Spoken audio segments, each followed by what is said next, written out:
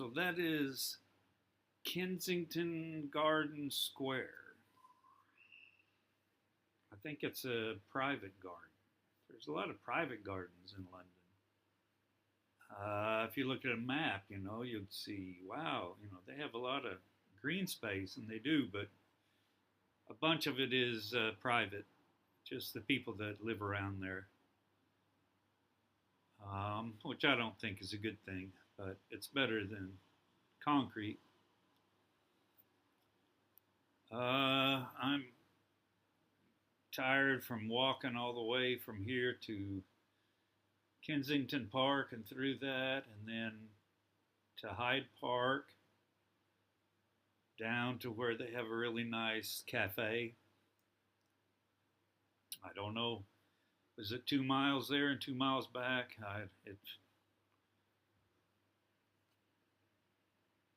probably left about 8:30 and got back at 12:30, something like that.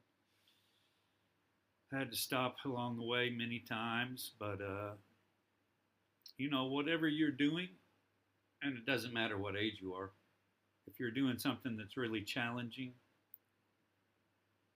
it took me a while to figure out, okay, I need to rest. I need to sit down for a while, just rest, and then pick it back up.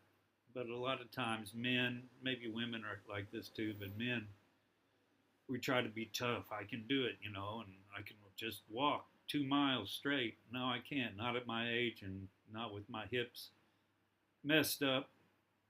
And I think it's related to my lower back, my spine, related to sitting too much like a lot of people. I'm trying to fight back. Knock on wood. I just read an article about a professional athlete that had to quit because his knee was tore up. And he started having mental health issues and not knowing what to do. And slowly but surely he got into running. And, a lot of people can be really intense. I'm pretty intense. And we need something, I guess, if not a goal, something to involve our energy with. And he talked about the community of the runners and the excitement and before a race or just training and being with other people. He said something about the camaraderie of the locker room, the energy of community. That's all. Energy of community and camaraderie. We have a real problem with loneliness in the world. I'm one of them. I'm a person in this world, and it's a lonely world because of number one is greed, and number two is probably hate, but I think greed helps promote hate.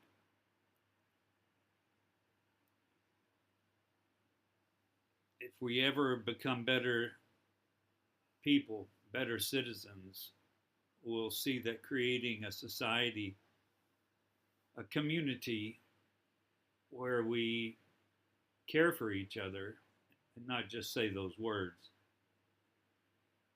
Why is it,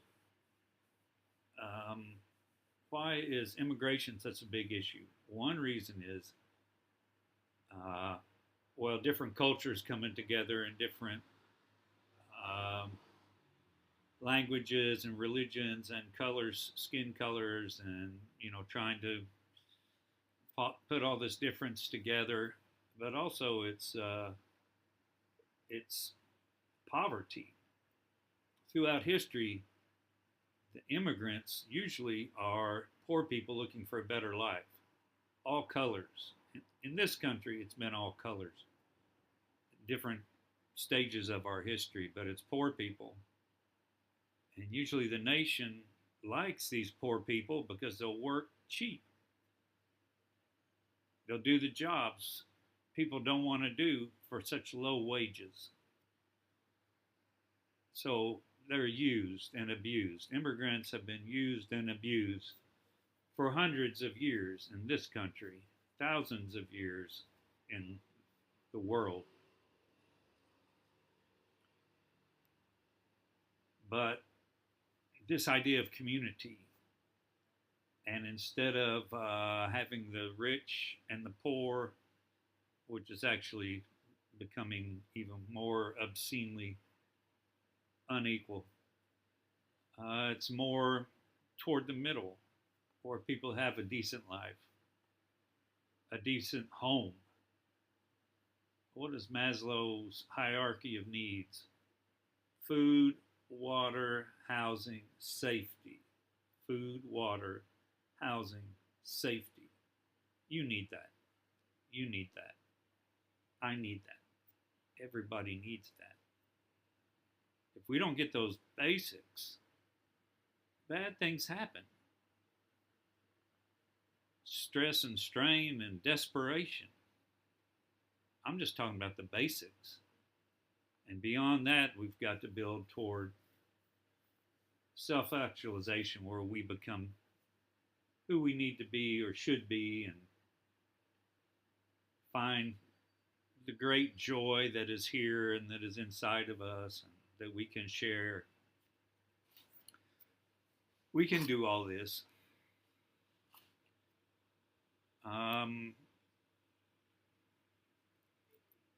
Yeah, I'm retired. I have some money in the bank. I have some money coming in. Not that much. That's why my room is $130 a night with breakfast. I was just at Hyde Park, and the area I was at, that would be well, I forget. It's by the water. In that area, hotels are $600 a night, $800 a night, $1,200 a night. Unbelievable. And that's not even talking about if you go downstairs to dinner and have some wine and a nice meal. That's going to be another $400.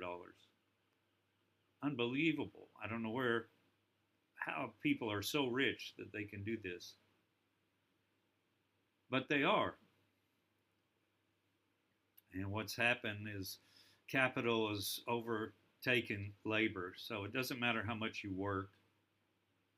If you have the capital to invest, and the stock market has been up 20% many years. So if you have $1 million, you make $200,000. And they cut the taxes on capital gains, which would be what you pay for that $200,000 that you made. And they cut taxes on different things. They cut taxes on the top rate, bring it down. So the rich have gotten richer.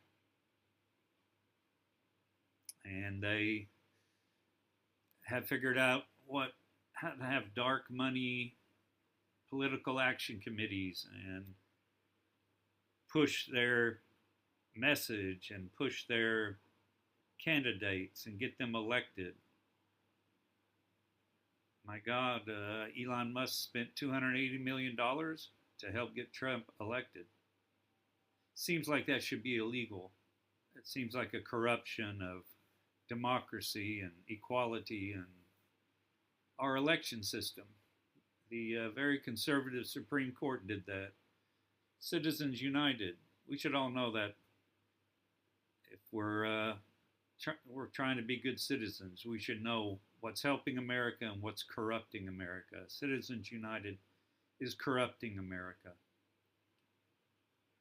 And this is a democracy. We're in this together. So together we are corrupting America. And the rich have gotten unbelievably rich. Hundreds of billions of dollars. The middle class is shrinking.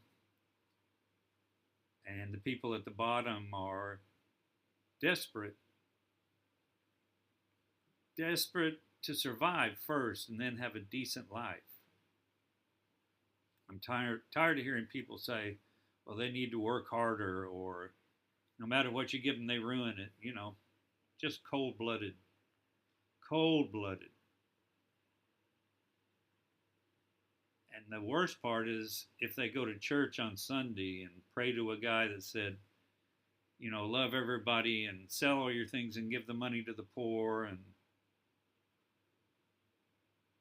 how you treat the least of mine is how you treat me. These are all good teachings. Jesus had some great teachings, but we don't follow them. We talk about them, and then we do the opposite. Hypocrites. Hypocrites. And that's why we are staring sadness in the face every day. But I have hope that we can come to terms with ourselves and our loss of morality and equality. We're not going to have morality without equality. We're all born divine. We're all born. I'm not better than anybody, and nobody's better than me, and you're the same. I don't care how much money you have. You're not better than anybody. And I don't care how poor you are. Nobody's better than you. We're all these unbelievable life forms. We're unbelievable. You are unbelievable.